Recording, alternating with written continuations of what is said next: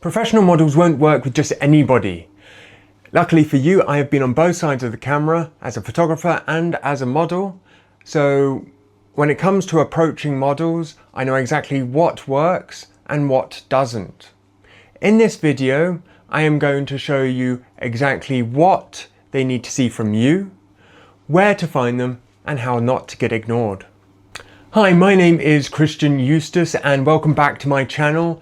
Today I'm going to be talking about how to find and approach models as a small creator. So today I'm going to start with something that most photography channels skip over. And the difference between a professional model and someone who does it either as a hobby or is inexperienced is absolutely enormous. A professional model, brings their own vision to a shoot, has their own personality that you are literally have approached them for, because this is what you're trying to capture in the shoot. So all of these details really matter when actually thinking about who you're going to have. But the one most important thing about a model and finding them for your shoot, if you're talking about a professional model, they are looking for someone who can provide something for their portfolio. If your work aligns and your shoot idea aligns with what they can add to their portfolio at that given time, then yes, please do approach the models. But for something a little bit more creative, artistic, or anything like this, you're more likely to be ignored because the agencies that they work with have requirements for what they need in their books. And this is what they are actively looking for in doing test shoots or an editorial. So with an editorial, and if you're working with an agency, these two factors kind of mean that you're probably going to need a pull letter if you are not a large creator. So a pull letter is a letter from a magazine guaranteeing that that work is going to be published in that magazine. So the kind of what's it called? Kind of the ethos, the standing of the shoot is a lot more is a lot bigger, and therefore the agency can sell the fact that their model has been in a magazine and they are creating on a higher level. And if the photos are great and they are going to be used in the model's portfolio, which of course that is what you're aiming for, this will actually persuade agencies to give you the models that you are asking for.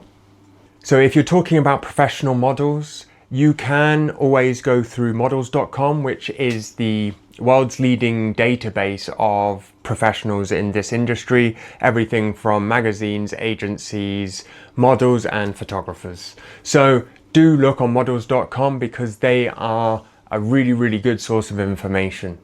I would say probably the best place for non-professional models these days might be Threads, the new kind of Meta X social media.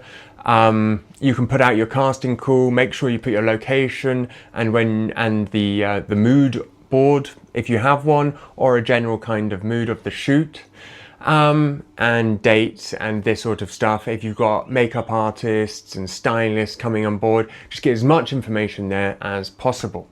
So if you are approaching a professional model, you can always contact her Instagram and make sure that, again, you have the mood board there, the direction of the shoot, location, date, and whether you do have makeup artists and stylists, because these are all very important, and it shows that you respect the model's time, and you can see that they are a professional, and you're giving them all the information up front.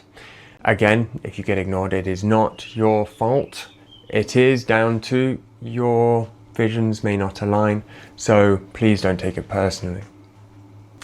I just want to touch on commercial usage of the shoot, and I'm only bringing this up based on the amount of experience I've had, and it's never been in my favor. So if it's got any commercial viability for this shoot, the model needs to be aware before you start shooting.